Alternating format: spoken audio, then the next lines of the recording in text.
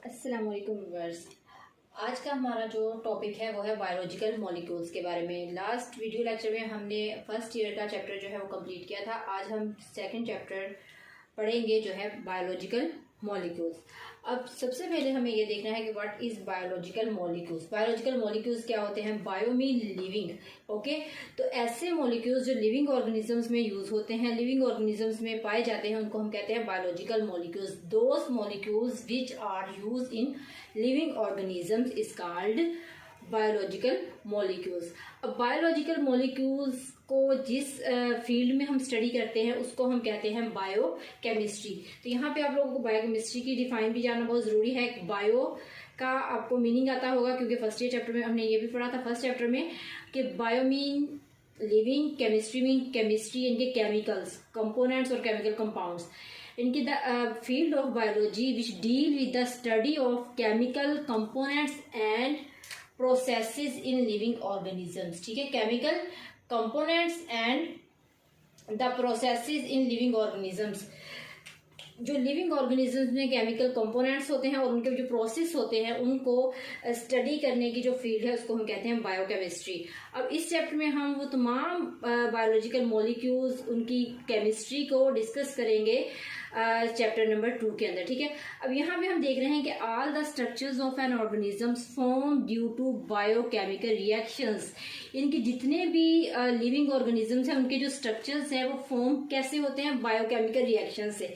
यानी कि उनके अंदर बायोकेमिकल रिएक्शंस होते हैं तब जाके लिविंग ऑर्गेनिजम्स के स्ट्रक्चर फॉर्म होते हैं। ओके, जैसे हमने फर्स्ट ईयर में चैप्टर नंबर 1 में पढ़ा कि जो लिविंग ऑर्गेनिज्म की बायोलॉजिकल ऑर्गेनाइजेशन है वो एटॉमिक मॉलिक्यूलर लेवल से जो है वो स्टार्ट होती है।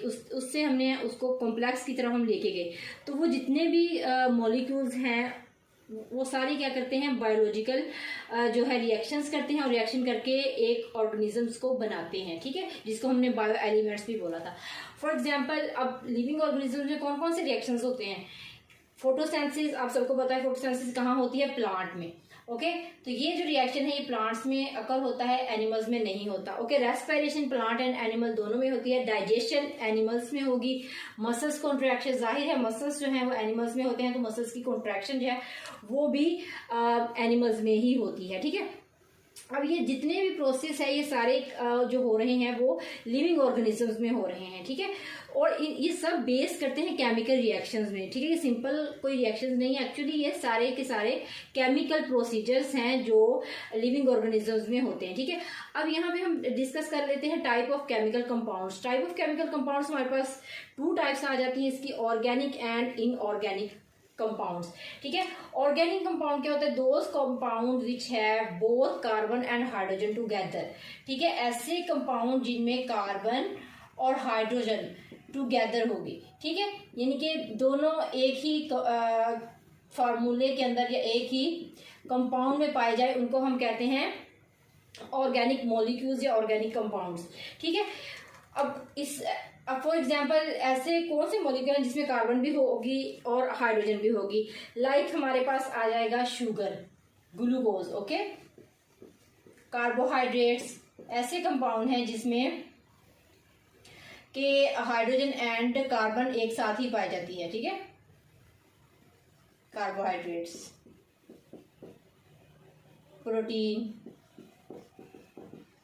तो ये हमारे पास एग्जांपल्स आ जाती हैं कुछ जो है ऑर्गेनिक कंपाउंड की। ठीक है, क्योंकि हमने ये भी पीछे डिस्कस किया है, होप सो आप सबको आता होगा। ठीक है, और नेक्स्ट है हमारे पास inorganic compound, those compound which have no hydrogen and carbon atom together. ठीक है, no hydrogen and carbon together होते तो हैं इनमें लेकिन टुगेदर नहीं होते, इकट्ठे नहीं होते, एक ही साथ नहीं पाए जाते। ठीक है, तो ये कहाँ पे इसकी एग्जांपल्स क्या होंगी? For example carbon dioxide, water. ठीक है, अब आप लोग देख रहे हैं यहाँ कार्बन भी मौजूद है और ये हाइड्रोजन भी है, लेकिन दोनों एक ही फार्मूले में नहीं है। ऊपर आप कार्बन ऑर्गेनिक की एग्जांपल्स देखेंगे तो उसमें शुगर, कार्बोहाइड्रेट का अगर आप केमिकल फार्मूला पढ़ेंगे तो उसमें आपको दोनों हाइड्रोजन एंड कार्बन बॉन्ड जो है वो आपको इकट्ठे नजर आएंगे, ठीक है। तो ये हमारे पास टाइप थी केमिकल जो है वो कंपाउंड्स की, ऐसे यानी कि जिसमें ऑर्गेनिक एंड इनऑर्गेनिक को हमने जो है वो स्टडी किया, ठीक है। अब नेक्स्ट हम देखते हैं मेटाबॉलिज्म, ठीक है। नेक्स्ट हमारे पास जो आता है टॉपिक वो आता है मेटाबॉलिज्म का, ठीक है। तो एक्चुअली यहाँ पे हमने जितने भी रेस्पिरेशन जो है फोटोसेंसिस, ये जो हमने केमिकल्स रिएक्शंस को यहाँ पे डिस्कस किया है, इन्हीं से अब ये रिएक्शंस हो रहे हैं, तो जो लिविंग ऑर्गेनिजम्स के अंदर होते हैं उन रिएक्शंस को हम क्या कहते हैं वो भी हम देखेंगे। जाहिर है उसको बायो की लैंग्वेज में हम कहेंगे मेटाबॉलिज्म, ठीक है। तो मेटाबॉलिज्म क्या है students? All chemical reaction taking place in living organism, यानी कि जितने भी रिएक्शंस हैं जो एक लिविंग ऑर्गेनिजम्स के अंदर होते हैं, लिविंग बॉडी में होते हैं, उनको हम कहते हैं मेटाबॉलिज्म। अभी मैंने आपको केमिकल रिएक्शंस का बताया जिसमें हमने डिस्कस किया फोटोसेंसिस, तो जाहिर है यहाँ पे भी एग्जांपल किसकी आ जाएगी? फॉर एग्जांपल फोटोसेंसिस, ठीक है, डाइजेशन, रेस्पिरेशन, ठीक है, इलेक्ट्रॉन ट्रांसपोर्ट चेन जिसको हम ETC भी कहते हैं। तो ये स्टूडेंट्स नेक्स्ट आ जाता है हमारे पास टाइप्स ऑफ मेटाबॉलिज्म। अब टाइप्स ऑफ मेटाबॉलिज्म हमारे पास 2 टाइप्स होती हैं मेटाबॉलिज्म की, एनाबॉलिज्म एंड कैटाबॉलिज्म। अब एनाबॉलिज्म में क्या होता है कि डिफरेंट जो केमिकल कंपाउंड है वो स्मॉल केमिकल कंपाउंड चेंज होते हैं लार्ज केमिकल कंपाउंड के अंदर, यानी कि simple compound change into complex, ठीक है। ये जितने भी लिविंग ऑर्गेनिज्म जो सिंपलर कंपाउंड्स होते हैं वो कॉम्प्लेक्स कंपाउंड में चेंज होते हैं, ठीक है। Simpler compound change into complex. अब जब सिंपलर कॉम्प्लेक्स के अंदर चेंज होंगे तो क्या होगा? फॉर्मेशन ऑफ मॉलिक्यूल्स होगी, फॉर्मेशन ऑफ समथिंग होगा, किसी भी मॉलिक्यूल का स्ट्रक्चर फॉर्म हो रहा होगा इस दौरान, ठीक है। फॉर एग्जांपल इसकी यहाँ पे एग्जांपल आई थी, और अब जब एग्जाम्पल इसकी यहाँ पे आती है फोटोसेंसिस स्टूडेंट्स। अब आप यहाँ पे समझें कि जब सिंपल मॉलिक्यूल चेंज होगा कॉम्प्लेक्स के अंदर तो हम छोटे छोटे मॉलिक्यूल्स को जोड़ेंगे। जब छोटे छोटे मॉलिक्यूल्स को जोड़ा जाएगा तो उसके लिए हमें एनर्जी की ज़रूरत होगी। जैसे हम कोई फंक्शन परफॉर्म करते हैं तो हमें एनर्जी की ज़रूरत होती है, ठीक है। फॉर एग्जाम्पल एक हमने ईंटें ली हैं, ईंटें जोड़ जोड़ के हमने एक मकान बनाया है तो उसके लिए एनर्जी की ज़रूरत है, काफ़ी एनर्जी दरकार थी उसके लिए। इसी तरह जब सिंपलर मॉलिक्यूल कॉम्प्लेक्स मॉलिक्यूल्स में चेंज होता है स्टूडेंट्स तो वो भी एनर्जी की ज़रूरत होती है उसको भी, ठीक है। अब यहाँ पे एनर्जी की नीड है इसे, ठीक है, एनर्जी की ज़रूरत है तभी जाके कॉम्प्लेक्स मॉलिक्यूल्स बनेगा। अब फॉर एग्जांपल यहाँ पे मैं आपको एग्जांपल दूंगी स्टूडेंट्स फोटोसेंसिस की। फोटोसेंसिस, इनकी जो फोटोसेंसिस का रिएक्शन है वो सिंपल से कॉम्प्लेक्स की तरफ चलता है। अब फोटोसेंसिस के रिएक्शन में आप सबको पता होगा कि एनर्जी किस फॉर्म में जाती है, सनलाइट की फॉर्म में, ठीक है। जो सनलाइट है उसको ये जो केमिकल रिएक्शन है वो एनर्जी के तौर पे यूज़ करता है। तो एनर्जी की क्या होगी, यहाँ पे नीड हो गई। अब सिंपल से, अब देखिए फोटोसेंसिस सिंपल से शुरू होता है। सिंपल से कैसे कि फॉर एग्जांपल ये हमारे पास शुरू होता है कार्बन डाइऑक्साइड प्लस वाटर से in the presence of sunlight, और ये जाके एक शुगर मॉलिक्यूल हमें दे देता है, ठीक है। अब शुगर एक कॉम्प्लेक्स मॉलिक्यूल है तो यहाँ पे आप लोगों ने देखा ये इस रिएक्शंस के अंदर सिंपल से कॉम्प्लेक्स की तरफ जो है वो फॉर्मेशन हुई मॉलिक्यूल्स की। अब नेक्स्ट है हमारे पास आ गया कैटाबॉलिज्म।